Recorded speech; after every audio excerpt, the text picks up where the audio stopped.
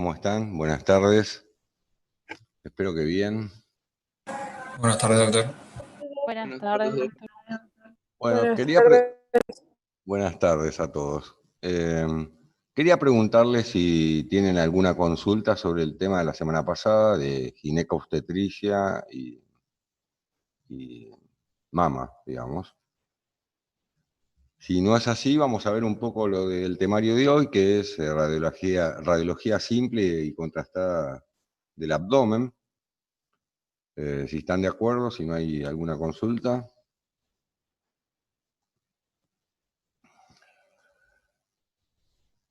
Ok. Quisiera que me confirmen si pueden ver bien la pantalla y Sí se ve, doctor. que me escuchan bien. Ok. Bueno, lo que yo les estoy mostrando ahora son radiografías simples del abdomen en personas normales. Y la idea es que, conociendo las densidades básicas, ustedes recuerdan que en radiología hablamos de 4, que es el aire, la grasa, el agua y el calcio.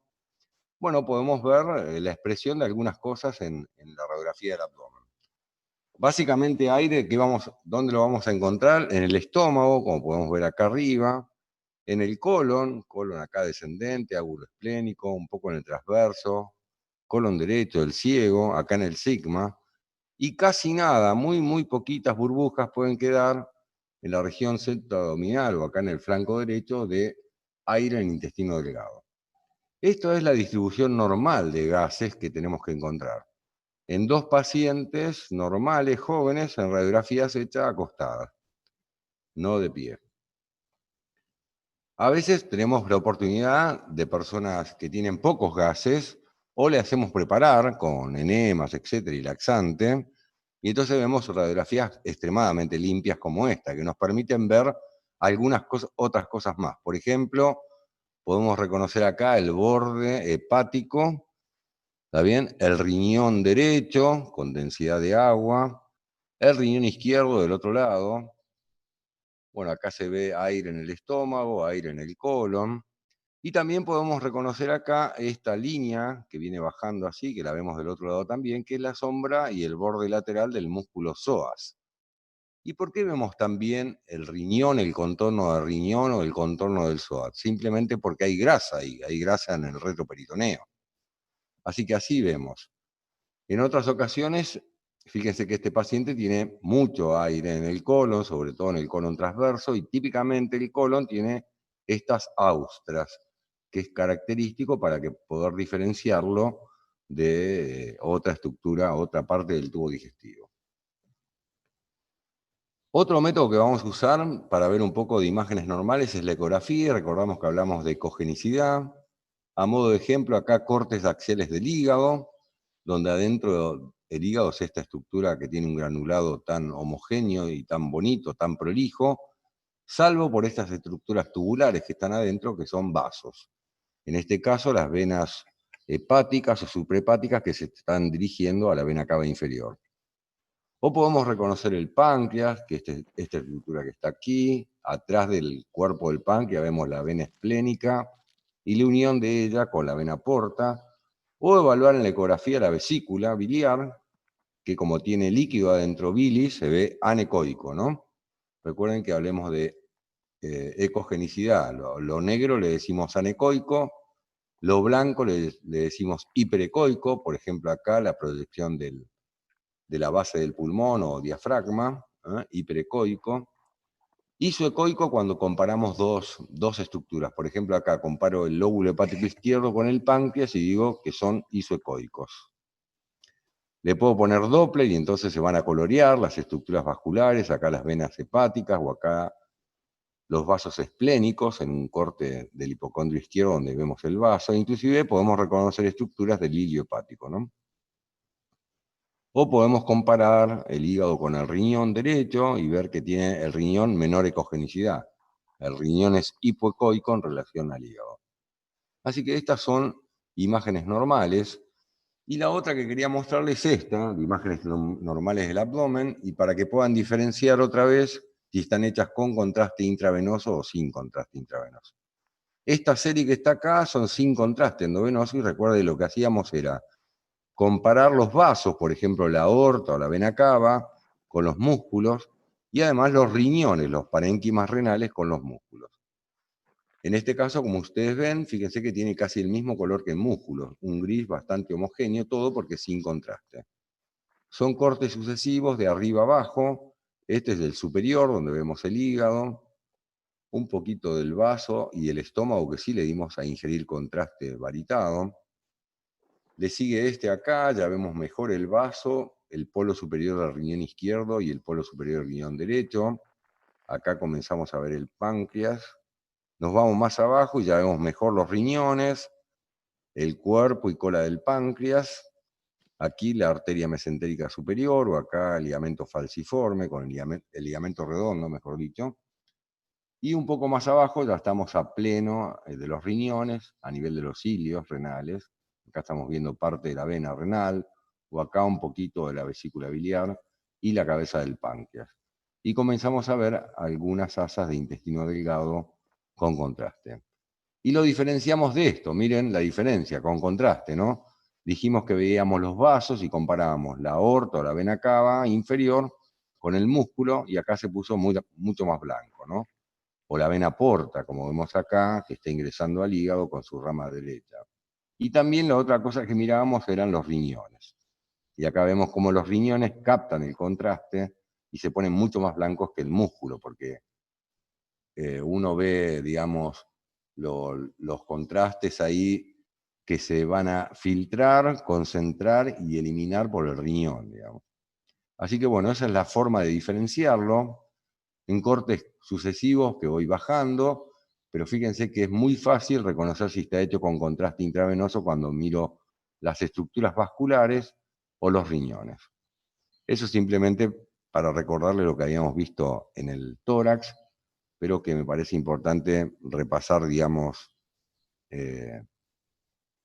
lo que en el abdomen esto mismo, digamos. Así que bueno, volvamos a radiografía simple, y entonces, ¿qué lo podemos ver? Lo que acabamos de decir recién, ¿no? Las siluetas renales, los músculos psoas, la sombra del ángulo hepático, a veces el vaso, e inclusive, fíjense en esta radiografía que está focalizada en el flanco derecho, vemos aire alrededor del paciente, grasa subcutánea, los músculos de la pared, oblicuo mayor, menor y transverso, y después acá vemos un plano graso, que es esta línea gris oscura, que es la grasa properitoneal, o sea que la grasa que está por fuera del peritoneo parietal, separando el peritoneo de los músculos. Y después acá parte del colon con las austras características. Si lo ponemos, miren la diferencia si tomamos una radiografía acostado y de pie. Claro, este nenito indudablemente había estado tomando algo, y entonces cuando lo ponemos de pie y hay en una estructura tubular aire y agua, se forma un nivel hidroaéreo. Acá el estómago, el techo gástrico, y acá el nivel hidroaéreo. Distinto a esta persona que está acostado y vemos el techo gástrico, el cuerpo gástrico, el antro, inclusive acá podemos ver parte de la primera y segunda porción del duodeno, y acá se ve muy bien todo el colon con las austras características. Fíjense que no hay casi aire en el intestino delgado, y este nenito, todo esto que tiene acá, es caca, es materia fecal en el colon, ¿no? Algunos le dicen miga de pan a esta imagen de la materia fecal. La verdad que si yo agarro un pan y le hago una radiografía se ve bastante parecido, porque la materia fecal tiene pequeñas burbujas de aire adentro, ¿no? Pero tiene un nombre bastante extraño. ¿Y para qué me sirven las radiografías simples? ¿Vamos bien o no? Sí, Sí, doc. doc, Sí, re bien. doctor. Se entiende. Ok, ¿para qué me sirven? Bueno, me sirven para buscar colecciones anormales de gas, calcificaciones, por supuesto, y cuerpos extraños que sean radiodensos, ¿no? Si busco algo de plástico no lo voy a ver, digamos. Ahora si es metálico, sí, lo voy a ver perfectamente. Fíjense que para buscar líquido libre, o sea, ascitis en el abdomen, lo mejor es la ecografía, ¿no? Y para estudiar masas, en cualquier lugar, lo mejor es estos tres métodos seccionales, ¿no? La ecografía, la tomografía y la resonancia. Así que las radiografías simples hoy en día tienen están bastante limitadas, que son estas tres las indicaciones principales. ¿Y el aire anormal dónde puede estar? Bueno, puede estar dentro de la luz del tubo digestivo y tendremos patrones de hilio obstructivo, hilio paralítico o de obstrucción del colon. Puede estar por fuera de la luz del intestino y ahí tendremos aire en el peritoneo, que es un neumoperitoneo, o puede estar en el retroperitoneo y es un retroneumoperitoneo, o dentro de colecciones abscedadas. O puede estar en la pared del tubo digestivo y eso se llama neumatosis. Inclusive puede estar dentro de los parénquimas, ¿no? Dentro del hígado o dentro del vaso o del riñón. Lo normal, vuelvo a poner acá, es que haya un poco de aire en el estómago, colon y casi nada en el intestino delgado. Voy a ver directamente las causas del hilio obstructivo y las causas más frecuentes son estas, ¿no? La brida o adherencia del peritoneo, o sea, se pegotean las hojas del peritoneo y entonces el intestino ahí queda como aplastadito, como si uno aplastara una manguera, así que eso hace que se obstruya el tubo digestivo. La otra, que una hernia, por ejemplo una hernia inguinal que tiene una asa de intestino adentro, se atasque y entonces provoca la obstrucción. Por supuesto los tumores, los vólvulos, no sé si ustedes saben lo que son, pero imaginen que yo soy de esos payasos que juegan con los globos largos, alargados, largos, tipo profilácticos largos, y entonces los inflan, hacen un redondo y los retuercen en la base para hacer un corazón, por ejemplo, ¿no? Bueno, esa torsión en la base se llama vólvulo. Por supuesto, enfermedades inflamatorias, como la enfermedad de Crohn, y la invaginación intestinal que se suele ver en niños, esto es, que la luz del intestino se mete dentro de la luz de la porción distal del intestino, ¿no? Se mete como adentro, se invagina. Pero ¿cuáles son los signos en radiología de obstrucción intestinal, en este caso de hilio obstructivo? Fíjense que vamos a tener asas de intestino delgado dilatadas. Normalmente no veíamos gas en el intestino delgado. Estas generalmente tienen más de 3 centímetros. Si hago la radiografía de pie voy a tener niveles hidroaéreos, pero a distinta altura, con lo cual esto se llama en escalera, ¿no? Porque están a distinta altura. También voy a ver que si está obstruido el intestino delgado es probable que ya casi no tenga aire en el colon. Claro, no llega el aire ni la comida al colon, digamos. Con lo cual, fíjense que casi, a diferencia de lo que veíamos antes, casi no hay aire en el colon. Muy poquitita, acá algunas burbujitas en el descendente. Esto si hago la radiografía de pie.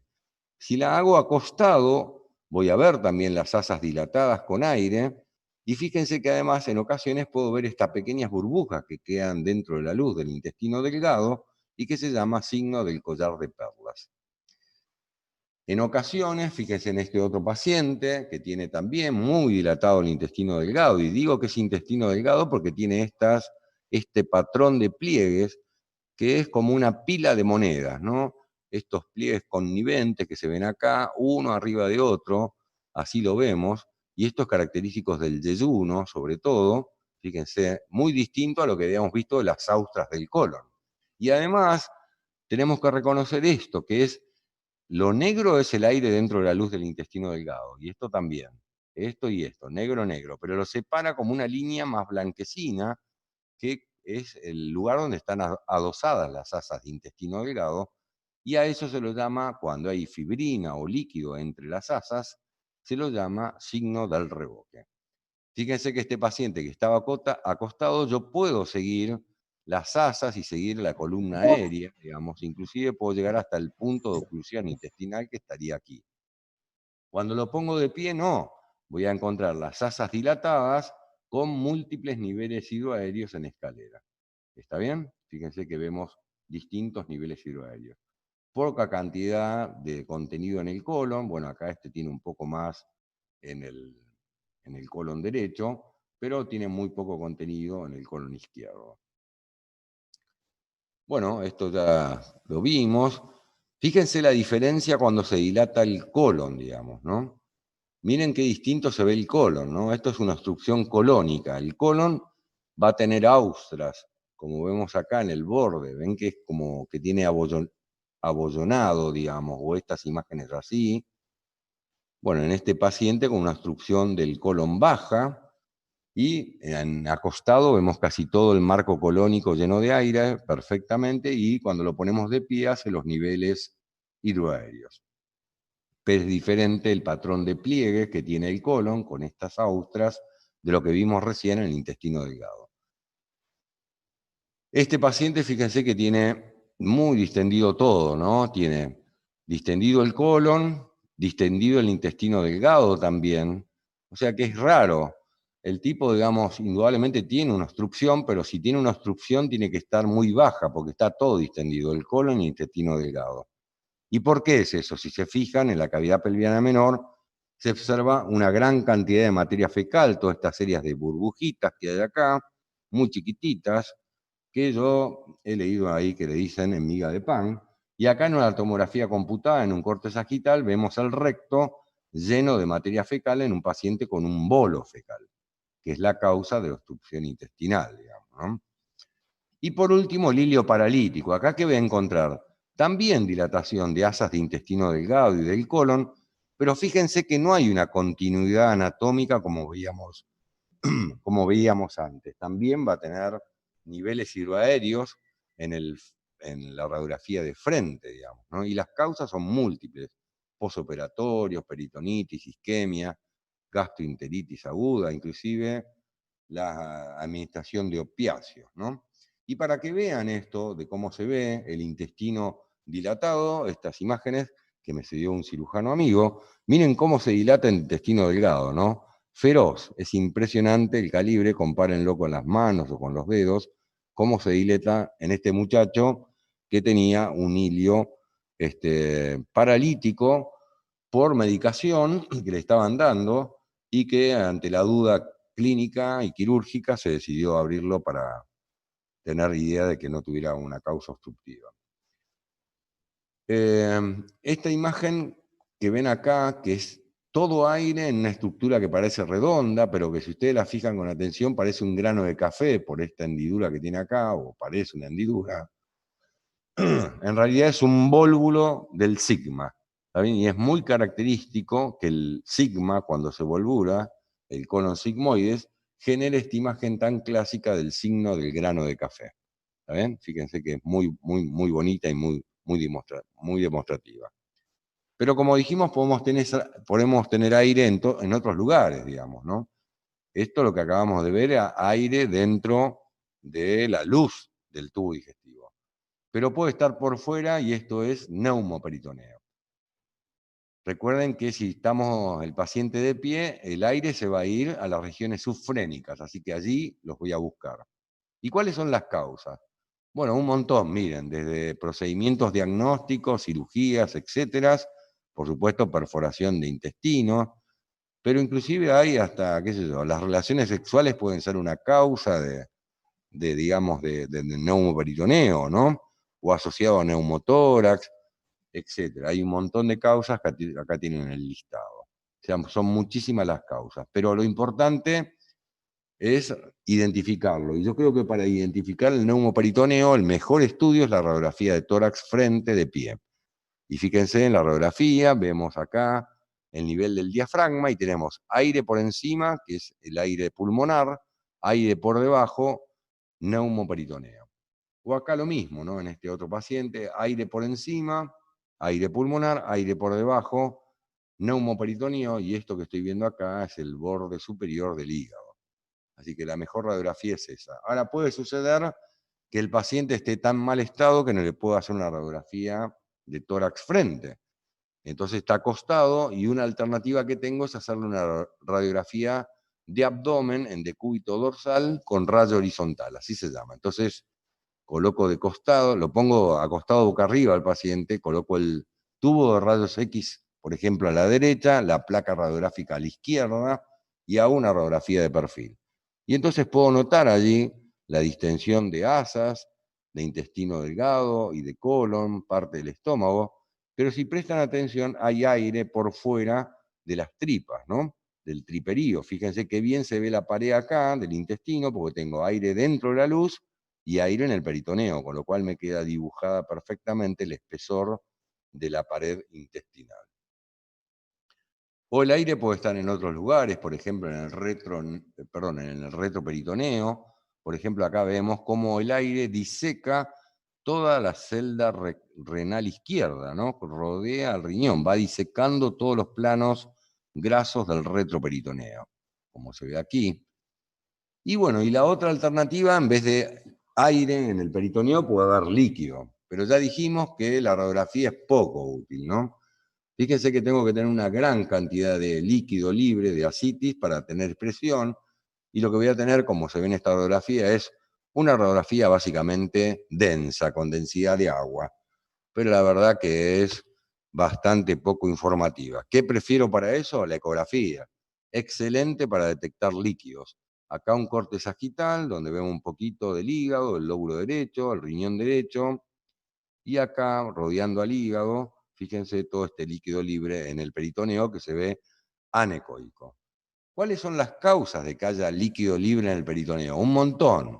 Otra vez, si es sangre por traumas, por hemorragias, por carcinomatosis peritoneal, si es un exudado por peritonitis, si es trasudado por enfermedad hepática, por ejemplo, la cirrosis, la falla cardíaca, la insuficiencia renal, la hipoproteinemia, etcétera, ¿no? Pero podemos tener hasta pis en el peritoneo si se rompe la vejiga, o bilis si se rompe de forma traumática o quirúrgica los conductos biliares, ¿no? Así que la bilis va a pasar al peritoneo. Y eso se llama coleperitoneo.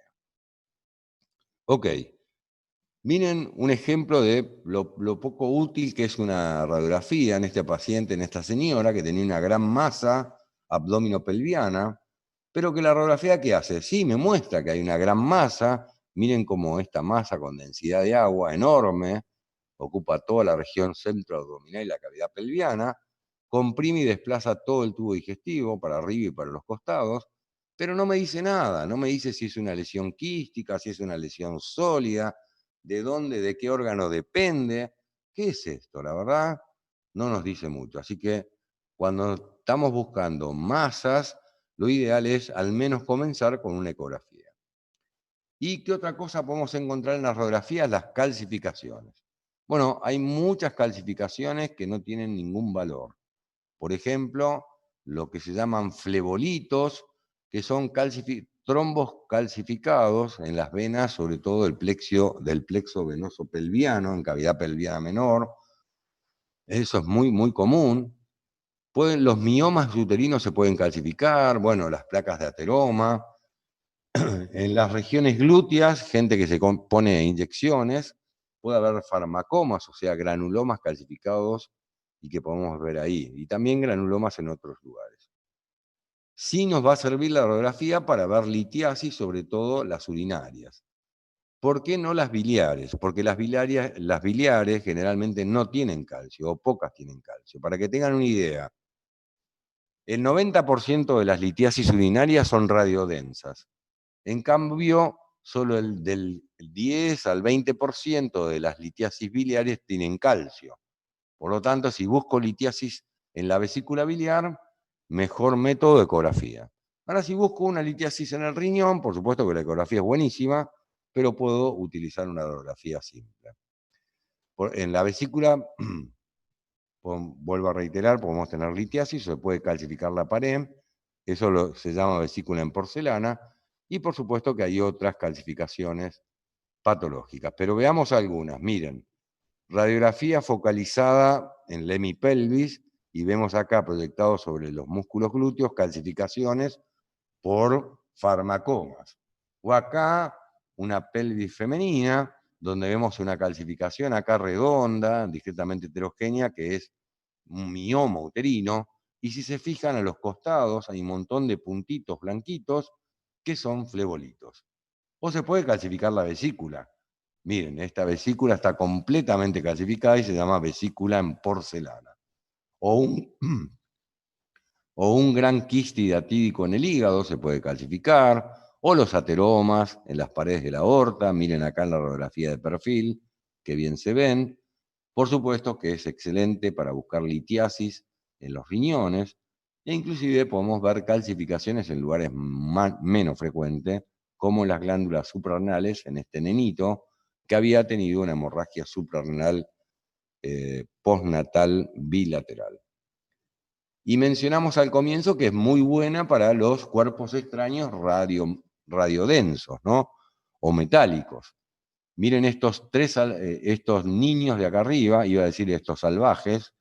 Este maldito se tragó una moneda, que aquí la vemos, y este otro peor, se tragó no sé cuántos clavos, y si ustedes se fijan con atención, los clavos están en el colon, ¿no?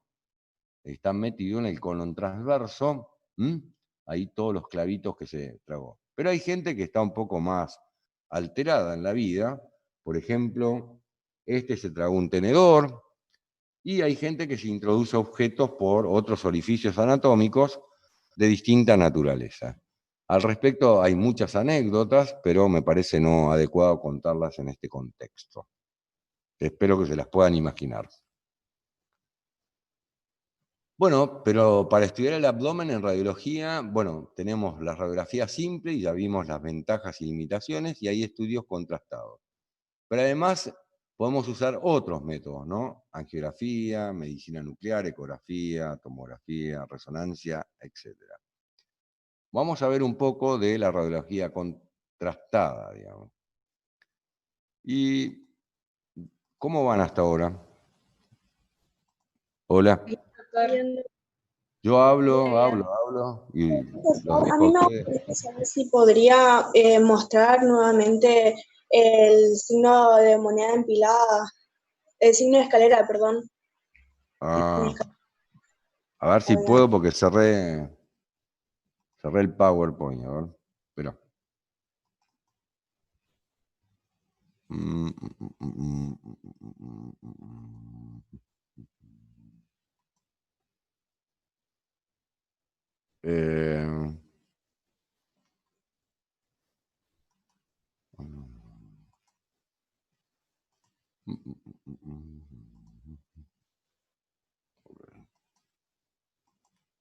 Ok, el signo de las escaleras es esto, mirá. Cuando pones de pie el paciente y están las asas dilatadas, va a formar múltiples niveles hidroaéreos, pero a distinta altura. Ese es el signo de la escalera. Ah, está bien, muchas gracias, doctor. Siempre en radiografías hechas en bipedestación, ¿no? ¿Está bien? Sí, doctor, muchas gracias. No acostado, porque acostado, fíjate, ves que se ven todas las asas, pero no hay niveles. Para poder ver niveles tengo que ponerlo de pie el paciente. Vamos a ir a la otra entonces.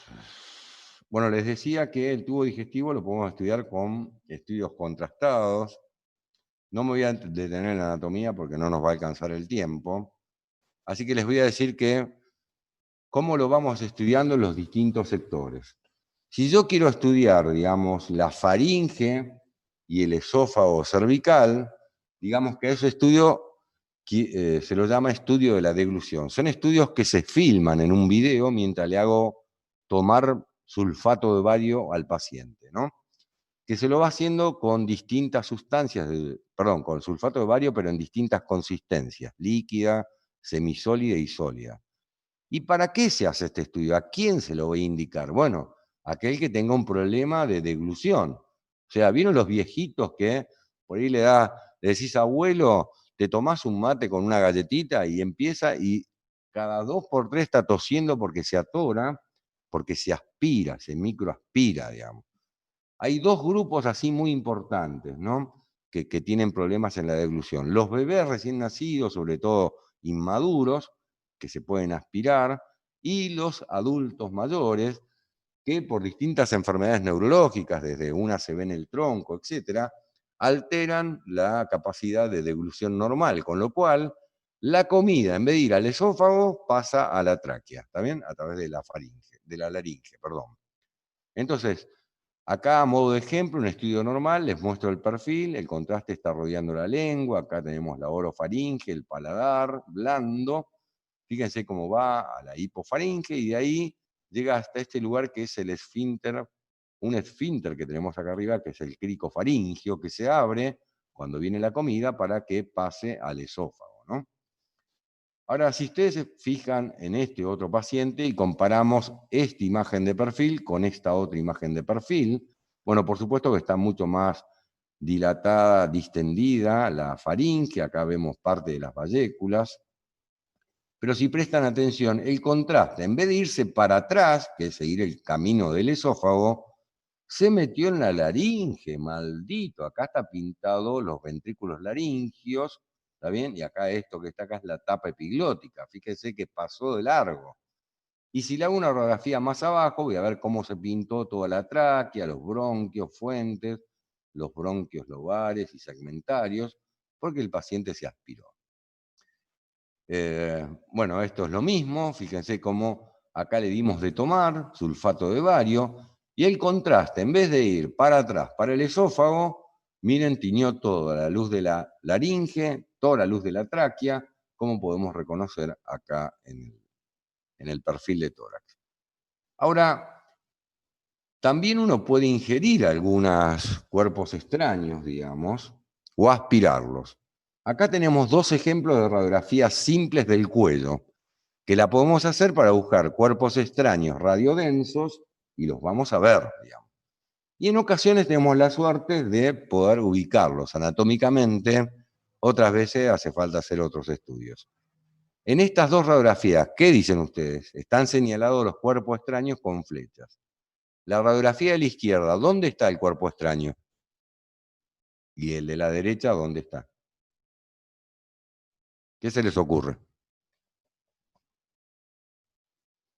Hola. ¿Me escuchan o se fueron todos? Sí, se escucha. Sí, Doc, se escucha. Sí, se ¿Tienen idea dónde está escucha, este? se escucha. De acuerdo a lo que vimos recién, ¿dónde creen que está esto? En el esófago. Muy bien. Este señor se había comido un huesito de pollo y lamentablemente, fíjense que tiene cortical y esponjosa, ¿no? Es un huesito de pollo en el esófago. Perfecto. ¿Y este otro cuerpo extraño?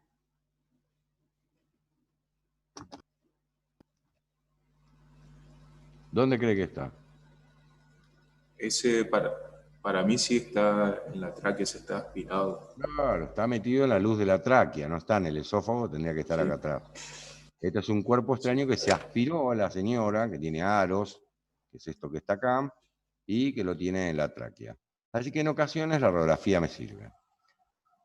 Si sigo con el tubo digestivo para abajo, me queda el esófago. Y a este estudio, que le doy bario también, sulfato de bario, se llama esofagograma o tránsito de esófago.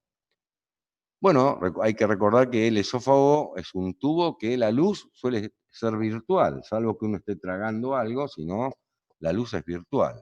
Tiene algunas improntas normales, como el callado de la aorta o el bronquio fuente izquierdo, y dos estrechamientos, arriba el esfínter cricofaringio y abajo el cardias, ¿no? Así que así lo vemos al esófago con bario solo, de simple contraste, o de doble contraste, ¿no? Le damos bario y después le damos una pastilla efervescente y le pedimos que erute el paciente, con lo cual como que queda pintada la pared interior del esófago y la luz llena de aire y nos permite valorar mucho mejor la mucosa. Pero miren lo que puse acá. Si existe sospecha de perforación, en vez de usar sulfato de bario, tengo que usar contrastes iodados. ¿Por qué? Porque se va a meter en el mediastino, digamos. Y el sulfato de bario va a quedar ahí, va a formar unos granulomas, que en cambio el yodo se va a absorber. Por esa es la cuestión. Y además, básicamente es eso, pero recuerden que si tengo sospecha de perforación de víscera hueca, no utilizo sulfato de bario, sino lo que voy a utilizar es otro contraste que son los contrastes iodados. ¿Qué cosas le pueden pasar al esófago? Bueno, por supuesto que tiene patologías congénitas y después una serie de enfermedades que son adquiridas, ¿no? Como el reflujo gastroesofágico que puede estar asociado a hernia de Tal, la esofagitis con el esófago de Barrett, los cuerpos extraños que cuando son radiolúcidos, para poder verlos le damos contrastes, porque lo vamos a pintar alrededor al cuerpo extraño, y cuando hay perforaciones, otra vez el contraste iodado, puede haber divertículos, puede haber alteraciones de la motilidad, varices, estenoses benignas o malignas. Pero veamos algunas algunos ejemplos. Por ejemplo, los divertículos del esófago pueden ser de dos tipos, por pulsión y por tracción. ¿Qué es pulsión? Significa que hay una presión desde dentro de la luz a la pared que hace que se forme el divertículo. Y el ejemplo clásico es el divertículo de Zenker, que va a ser el divertículo que se forma justo en la unión entre la faringe y el esófago. ¿Está bien? En cambio, distintos son los por tracción. Los por tracción es porque algo de afuera retrae la pared y generalmente tienen una forma un poco más triangulares, como este que está acá, y muchas veces está asociado a algunas adenitis del mediastino, que luego de curadas traccionan la pared externa del esófago y forman el divertículo. Los divertículos de Zenker pueden ser tan chiquititos como este, o pueden ser gigantescos como este otro que estamos viendo acá, frente y perfil, ¿no? Estos divertículos de Zenker, bueno, la gente dice que tiene una molestia o siente un bulto en el sector lateral del cuello, en uno de los sectores laterales del cuello, pero generalmente estos pacientes además tienen como una especie de sensación de reflujo que les vuelve la comida. Claro, la comida se mete ahí y después otra vez vuelve, digamos, a la faringe, y además suelen tener halitosis, o sea, muy mal aliento, ¿no? Muy mal aliento. Después el otro punto era el reflujo gastroesofágico, y nos acordamos que el esófago, entre el esófago y el techo gástrico, se formaba un ángulo, que este es el ángulo de His, que es un ángulo agudo. Esta zona, que es la zona del cardias, es un esfínter, que se abre y se cierra para que pase la comida, digamos. Ahora el problema es, si esto no sucede correctamente, y digamos, esta zona, que es una zona de alta presión, pierde la presión porque la unión esofagogástrica ya no está en el abdomen, sino que se va para arriba, como podemos ver en este paciente. Fíjense que acá tenemos la proyección del diafragma y la unión del esófago con el techo gástrico está por encima del diafragma. Con lo cual voy a tener una hernia hiatal con un reflujo esófago-gástrico. O sea, le doy de tomar el bario, y el bario, en vez de ir para abajo, seguir el camino del tubo digestivo, como este nenito, fíjense que el bario que está en el estómago vuelve otra vez al esófago, inclusive puede llegar a la boca y el chico aspirarse, ¿no? Distintas son las hernias, esta dijimos que es la hernia hiatal, el cardia se va para arriba y un pedazo del techo gástrico está en el tórax. Distintas son las hernias paresofágicas, donde el cardia sigue en su lugar por debajo del diafragma, acá está la línea del diafragma, pero un pedazo del techo gástrico se introduce en el mediastino, pero el cardia, como queda en el abdomen, mantiene este cambio de presión y se cierra adecuadamente, con lo cual no hay reflujo.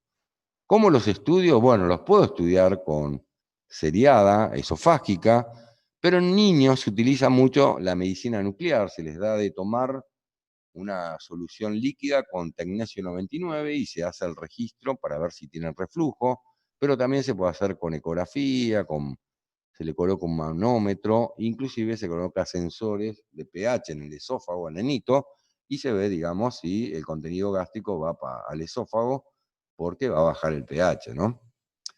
Estas radiografías ya las conocemos, la hernia hiato puede tener expresión en una radiografía de tórax, frente y perfil, como esta imagen como una masa, retrocardíaca, porque la vemos acá en el espacio claro retrocardíaco, pero que tiene un nivel hidroaéreo y es característico de estas lesiones de una hernia hiatal. Pero dijimos que podíamos tener otras cosas, ¿no? Por ejemplo, recuerdan que el esófago tiene ondas peristálticas, con lo cual es como que se va escurriendo y escurre su contenido hacia el estómago. Pero si no funciona bien ese peristaltismo normal, se va a generar esta imagen del esófago que se llama espasmo esofágico difuso. O puede haber un área de estenosis en el cardia, justamente, y da esta imagen como de una colita de ratón. Muy dilatado el esófago, todo el esófago, forma un mega esófago en ocasiones, como en este caso, y esta área de estenosis es porque el cardias no se dilata, y a esta enfermedad se la llama acalasia. Pero podemos tener varices, que se ven así, varices en pacientes con hipertensión portal, o estenosis malignas, cánceres de esófago. Y acá quiero hacer una distinción en los dos tipos de estenosis que podemos diferenciar. Las benignas, fíjense que son centrales, son bien prolijas y armónicas en su extremo proximal hasta el sitio de estenosis. En cambio, las malignas son asimétricas o excéntricas y muy abrupto el cambio. Fíjense que el cambio no es tan prolijo como se ve acá en este esquema, o como podemos ver acá en la calasia, qué prolijita es y cómo termina centralmente la estenosis benigna, y qué irregular y desprolija es la estenosis maligna, como vemos acá en un cáncer de esófago. Bueno, ejemplos de cánceres de esófago en tránsitos de esófago, con contraste varitado, fíjense las áreas de estenosis, la dilatación por encima de este extenso cáncer de esófago que vemos aquí. ¿Y el estómago, cómo lo estudiamos?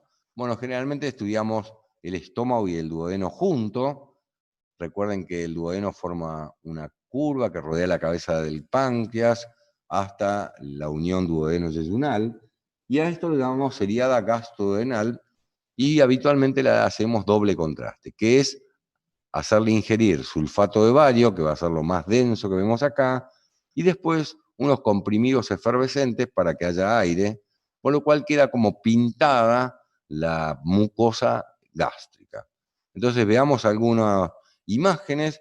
Fíjese el paciente acá, que está, digamos, acostado, con lo cual el bario se va al techo gástrico y queda el aire en el cuerpo y antro. O acá lo pusimos de pie, el contraste se va a ir al antro, ¿no? Y en el techo va a quedar el aire, así.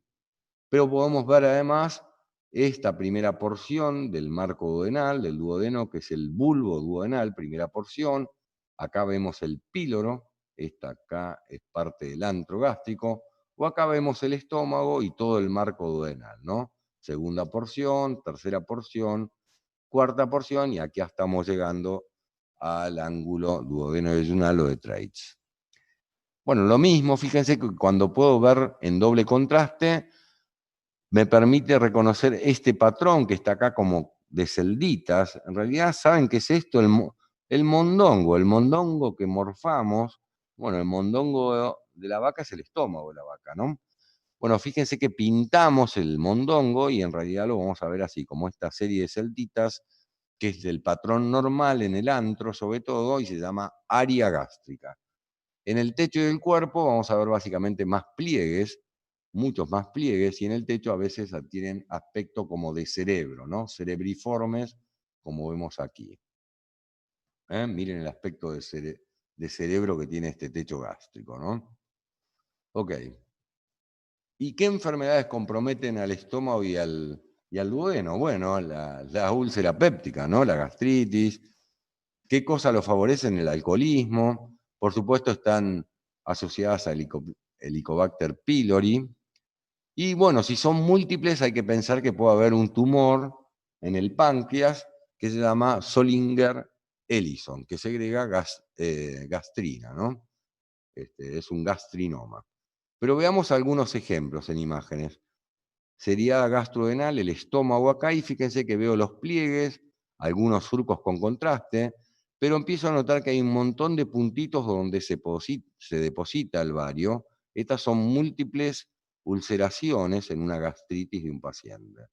O acá vemos el bulbo duodenal o primera porción del duodeno y vemos que hay un lecho acá donde se asienta el contraste y que todos los pliegues convergen hacia ella sin deformar la pared del bulbo, y a este signo se lo llama signo de la estrella en una úlcera aguda, porque los pliegues están muy edematizados alrededor. Pero cuando se cronifica y hay fibrosis, entonces seguimos viendo este laguito de contraste que es la úlcera en sí, pero las paredes y los pliegues retrae todo y hace esta imagen tan clásica del signo del trébol. ¿Está bien? Pero por supuesto tenemos tumores y un montón de tumores. Hoy en día ya este estudio no se usa más para los tumores gástricos, sino que lo que usamos es la endoscopía con biopsia, y para la estadificación la tomografía y el PET. Pero a modo de ejemplo, acá un estómago, una serie gastrodenal, donde se ven todos estos redonditos que están aquí, que son múltiples pólipos sésiles, o acá un cáncer gástrico elevado, donde convergen los pliegues hacia él, en la curvatura menor, o acá, fíjense que le dimos de tomar bario, y el estómago la curvatura mayor debería venir por acá. Sin embargo, acá hay lo que denominamos un defecto de relleno. Ahí no se puede meter el contraste. ¿Por qué? Porque todo esto que está acá es un gran tumor gástrico, un cáncer gástrico avanzado que tiene una ulceración central. En la zona de ulceración sí se mete el contraste, en el resto no se puede meter el contraste. Bueno, hay gente que tiene la locura de comer, locura no, enfermedad, digamos, de comer cosas raras, ¿no? Y a esto se llama besoar. Hay lo que se denomina, hace poco, el año pasado, vimos en el Hospital Perrando, que hacía mucho no veía, por segunda vez la misma paciente que tenía como adicción comerse el pelo y formó lo que se llama un tricobesoar. Fíjense este estómago que está lleno de algo que le dimos bario además para teñirlo y hace todo como un molde, todo este gran molde llena la luz del estómago y son pelos, lleno de pelo, es una bola de pelo, digamos.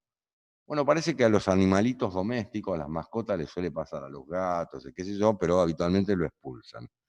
Hay seres humanos que comen cosas raras, como el pelo. Yo he conocido gente que comía la tiza del pizarrón en el colegio. Otro que comía, descascaraba la pintura de la pared y se la comía. Bueno, cosas raras, digamos. El otro segmento del tubo digestivo es el intestino delgado. Estoy hablando como muchos de ustedes no hablan nada. ¿Cómo van? Bien. Bien, doctor. Bien. Todo bien, Bien. Bien. doctor. Bueno, el intestino delgado, el duodeno ya nos hablamos un poco y nos queda el yeyuno y el ilion. Sí, para estudiarlo desde el punto de vista radiológico y le damos contraste es el tránsito intestino delgado, que puede ser con contraste único, como son estos 3 ejemplos de acá abajo, o puede hacerse con doble contraste y esto se hace a través de enteroclisis. ¿Qué es esto? Le pongo una sonda nasoduodenal al paciente y a través de esa sonda inyecto contraste y como una gelatina que se usa para empujar el contraste y hacer el efecto de doble contraste. Pero miren qué distinto que se ve, digamos. Por supuesto lo puedo estudiar con tomografía, se llama entero-TC y entero-resonancia en resonancia.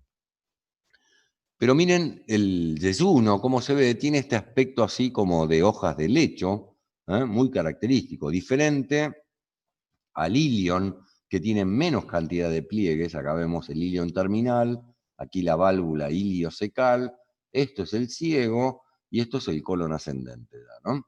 Pero qué distinto se ve el intestino delgado proximal, el yeyuno, este patrón de pliegues, a el del ilion, que es mucho más lisito y con mucho menos pliegues. Por supuesto que nada que ver con estas otras improntas o pliegues que son las austras del colon, ¿no? Y acá tienen ¿Nos puede mostrar el ilion en la imagen del medio? No llegó al ¿No se ilion ve? acá. Y no, Ah, gracias. todavía está en el yeyuno. Vos fíjate que este paciente es el mismo paciente. ¿Qué hacemos nosotros? Le damos de tomar bario y empezamos a hacer radiografías. Ves que se empieza a ver las primeras asas de yeyuno, siguen las asas de yeyuno, y después, bueno, lo vamos esperando, ¿no? Lo sacamos a la sala de espera, a la media hora lo hacemos pasar, le hacemos una nueva radiografía, y bueno, cuando lo hicimos ya casi teníamos el intestino delgado distal, en el ilion, y en el colon ascendente, inclusive acá se ve parte del colon transverso. ¿Está bien? Es como cuando vos tomás un mate, qué sé yo, tarda en llegar al intestino delgado distal y al colon, digamos, va a tardar un tiempito, digamos. Por eso se llama tránsito de intestino delgado. Vamos haciendo radiografías luego de que comenzó a ingerir el contraste. Bueno, les decía acá, otra vez se ve muy bonita la imagen de helechos, del yeyuno, y distinto, fíjense qué liso que se ve acá el ilion, distinto al yeyuno, que tiene todos estos pliegues tan bonitos y a veces esta imagen en el hecho. El ilion es mucho más lisa la pared, tiene pliegues pero más separaditos y más lisa la pared. Ok, Bueno, esta imagen izquierda es de enteroclisis en radiología, esto es enterotomografía. Bueno, las indicaciones, digamos, son varias. Hoy en día la mala absorción no, porque se estudian con biopsia intestinal, inclusive hay capsulitas que permiten hacer la endoscopía, uno le hace ingerir la cápsula al paciente y hace un registro fílmico, e inclusive se toman biopsias, ¿no? Pero bueno, podemos investigar en tumor de intestino delgado, en estenosis, enfermedad inflamatoria como el Crohn y la colitis ulcerosa, y algunas otras entidades. Siempre se describen una serie de signos en mala absorción, como son, como ven esta radiografía, la dilatación de las fascias, la inversión del patrón mucoso, significa que el yeyuno, como ven acá, fíjense que el yeyuno está dilatado y se parece más al ilion que al yeyuno que conocíamos con los pliegues y el patrón en el lecho, digamos, ¿no? Bueno, hay fragmentación de la columna de contraste y después esto que quedan como grumitos, así por todos lados. Bueno, este es el moulage o molde de cera que también le llaman. Pero hoy en día eso ha caído en desuso. Y después, bueno, también las enfermedades inflamatorias como el Crohn y la colitis ulcerosa, pero también estas se estudian básicamente hoy en día por endoscopía y se diagnostican con ello y la clínica.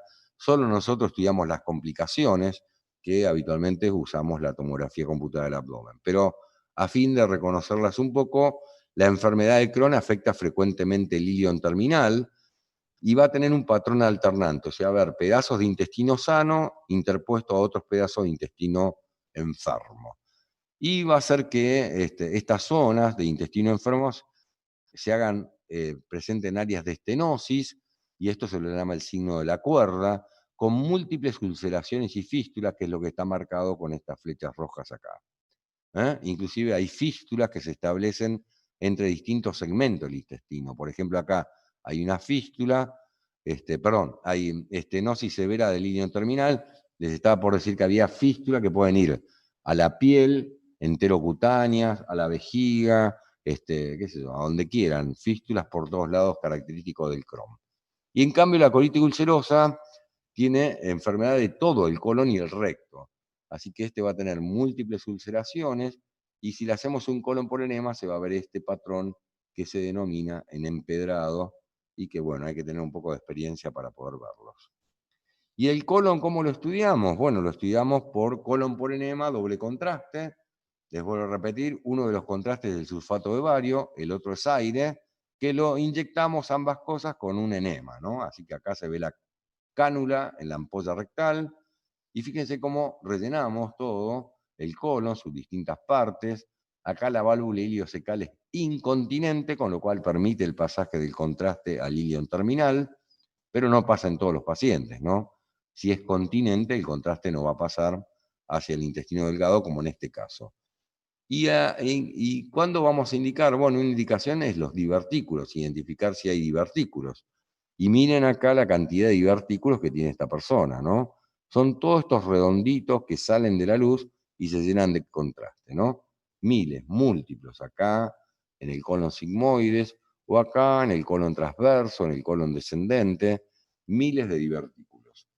Y estos se pueden complicar, por supuesto, hacer una diverticulitis con absceso o un neumoperitoneo, y en ese caso usamos la tomografía computada.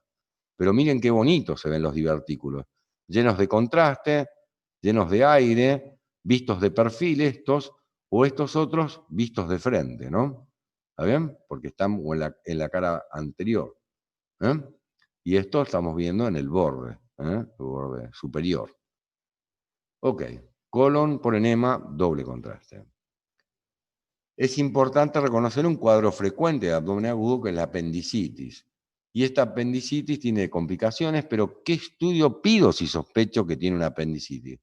Bueno, el mejor estudio es la ecografía con Doppler. Fíjense que tiene una precisión del 90%, muy superior a la clínica. La clínica tiene una precisión que ronda el 60%. Así que la ecografía es el primer método que voy a indicar. ¿Y cuáles son los signos? Bueno, que está aumentado de calibre, mayor de 6 milímetros, que tenga aspecto de salchicha, como vemos acá en la ecografía. En ocasiones, dentro de la luz podemos ver un flebolito, que es como una calcificación dentro de la luz del apéndice, que es una zona una lesión hiperecogénica redondeada con sombra acústica posterior, y si le ponemos Doppler vamos a ver cómo está incrementada la vascularización. Pero el colon tiene tumores también, benignos y malignos. Vuelvo a decir que hoy en día todo esto se estudia con endoscopía y biopsia, pero en ocasiones hay pacientes que no se pueden hacer por distintas causas, la colonoscopía, así que vienen derivados para hacer radiología.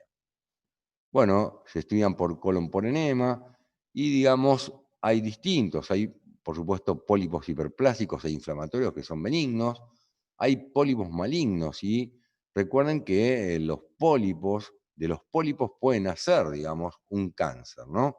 Así que si yo tengo un pólipo sésil que es mayor de 2 centímetros, que encima tengo antecedentes familiares, ojo que de acá, de este pólipo, pueden hacer un cáncer en el colon, ¿no? Así que es importante estos sacarlos antes que se malignicen. Y ahí, digamos, les voy a mostrar algunas imágenes de pólipos. Recuerden que hay dos tipos, uno que es pediculado, que tiene una base con un pedículo largo, y acá se ve la cabeza, como se ve en la endoscopía acá, el pedículo y el pólipo acá como un badajo de campana. En esta porción descendente, acá comienza el colon sigmoides, en un colon por enema doble contraste y se lo ve perfectamente. O este otro acá, miren qué largo el pedículo, la cabecita del pólipo, o en ocasiones son sésiles. Si no tienen ese pedículo, o sea, nacen directamente de la pared, son pólipos sésiles. Muy bien, también existe lo que se llama colonoscopía virtual, que puede hacer con tomografía. Bueno, es una alternativa, por supuesto que con esto puedo hacer una visión endoscópica de la superficie de la mucosa y ver pólipos, pero no los puedo ni biopsiar ni resecar. Y cuando hay un cáncer, un signo clásico que se describe es el signo de la manzana comida o mordida. Y miren acá, tenemos la ampolla rectal con la cánula dentro, le pusimos contraste. Fíjense el calibre que tiene acá abajo, el calibre que hay acá arriba del colon, del recto, y sin embargo en esta zona hay una estenosis, y si prestan atención se parece a una manzana que le hemos comido y quedó el cabito del centro. O acá podemos ver el signo de la manzana en el colon, en la unión recto-sigmoidea, como vemos acá.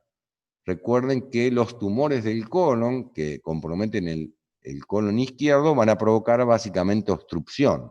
En cambio, cuando asientan en el colon derecho, como es mucho más grande en calibre, generalmente el paciente debuta o por sangrado en materia fecal o por anemia, ¿no? Porque son tumores anemizantes. Bueno, acá vemos bonito, digamos, el colon, el recto, el sigma, y acá fíjense la zona de estenosis maligna, irregular y abrupta, y acá la manzanita que podríamos dibujar con el cabito en el centro. Bueno, distintas masas en el colon, y el recto en particular actualmente se lo estudia con resonancia magnética porque nos permite una mejor valoración de la extensión del tumor hacia la pared y hacia el mesorrecto y a los órganos de vecindad, como podemos ver en esta imagen axial de resonancia magnética, donde la vejiga está acá, el cuello del útero está acá, y esto es el recto, y vemos cómo el tumor infiltra, el tumor es toda esta zona gris que está aquí, pero infiltra la pared y se extiende con este aspecto radiado hacia el mesorrecto. Por supuesto que para estadificar estos tumores usamos otros métodos como el PET-TC. Acá tienen un paciente que miren la cantidad de lesiones que tienen en el hígado, esta tomografía de abdomen con contraste. Todos estos nódulos hipodensos, hablamos de densidad en tomografía, son múltiples metástasis hepáticas, o en el PET-TC vamos a ver las lesiones que consumen glucosa. Así que tenemos metástasis pulmonares o metástasis hepáticas acá. Les comenté al comienzo que otra alternativa era que se invaginara el intestino. Esta invaginación es se mete el intestino dentro de otra porción del intestino. Y es muy común en los chicos, ¿no? Entonces lo que vamos a ver es que parte del intestino acá, el ciego y el colon ascendente se metió dentro del colon transverso. y esto que está aquí es la cabeza de la invaginación. Este es un estudio de colon por enema de simple contraste. Pero por supuesto, en la gente grande tenemos que buscar la causa de esto, porque puede haber como cabeza de invaginación un tumor o un pólipo, que puede ser algo benigno, pero puede también ser algo maligno. Hace poco tiempo, en plena encierro, al comienzo de la cuarentena, un muchacho joven de 25 años comenzó con dolor abdominal, bueno, le pidieron una tomografía, yo la vi, y estaba invaginado, tenía una invaginación intestinal, lo llamo al cirujano y le digo, mirá, está invaginado, pero con 25 años tiene que tener un tumor.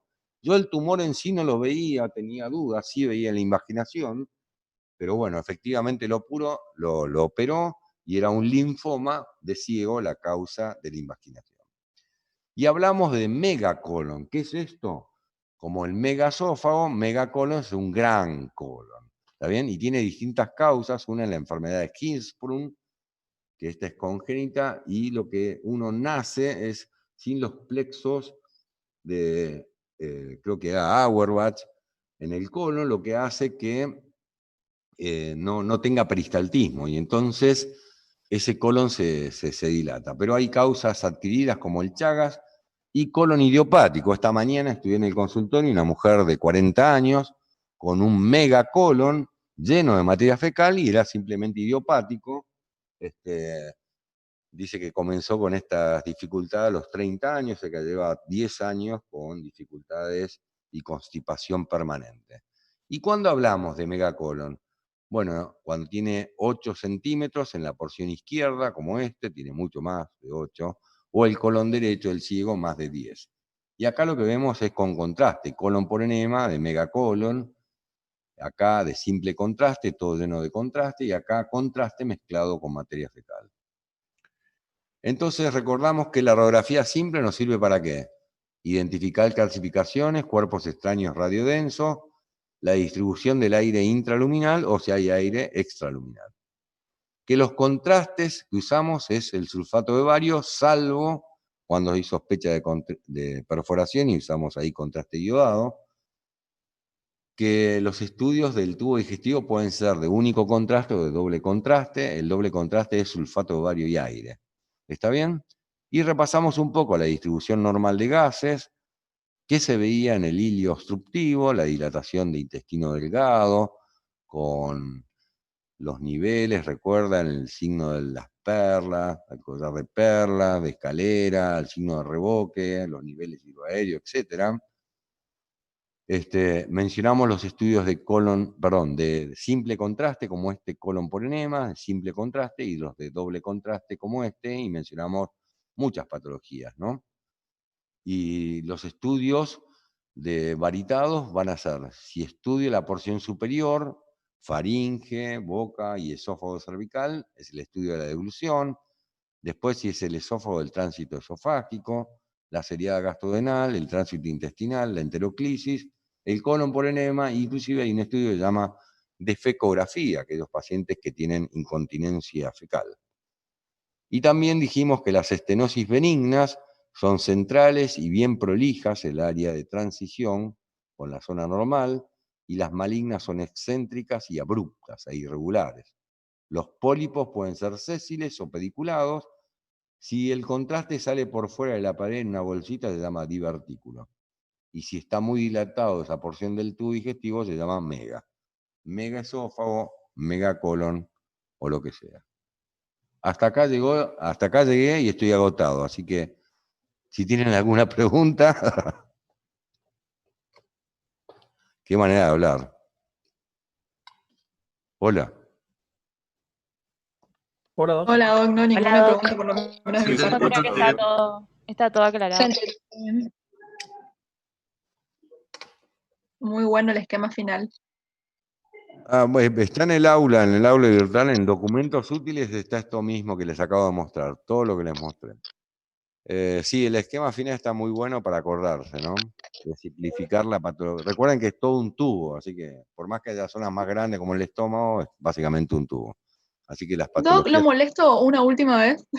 Dale, dale. Veo justo que ahí en la imagen del Power quedó el asa centinela y es algo que le iba a preguntar, pero dije, no, lo voy a dejar para la clase de páncreas, pero ¿me podría El asa, mostrar mejor el asa centinela en la pancreatitis aguda? el asa centinela es la dilatación de un pedacito, digamos, del intestino, digamos. Entonces, en realidad, esta radiografía de asa centinela no es muy linda, digamos. La verdad que hubiera buscado otra mejor. Por ejemplo, digamos, si tengo un proceso inflamatorio en un lugar del abdomen, ese proceso inflamatorio no es que queda tan localizado ahí, sino que involucra cosas de vecindad. Entonces, vamos a encontrar una única asa, por ejemplo, una sola, acá se ven varias, una única asa que nos está diciendo, acá hay un problema, mirá, me estoy dilatando, llenando de aire y tengo un nivel hidroaéreo.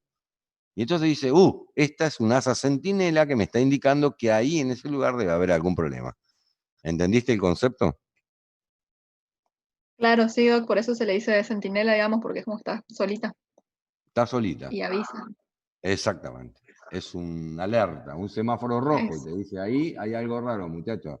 No puede ser que esta sola asa esté dilatada, que tenga nivel hidroaéreo. En esa zona tiene que haber algún conflicto. ¿Está bien? Claro, muchas gracias, Doc. De nada. Bueno, ¿alguna otra consulta? Bueno, si no es así, que tengan excelente fin de semana, que la pasen lindo. Hasta luego. Igualmente, Doc, muy buen fin de Gracias. Gracias, doctor, igualmente. Gracias, Doc. Igualmente. Muchas gracias. Buen fin de. Muchas gracias. Buen fin de.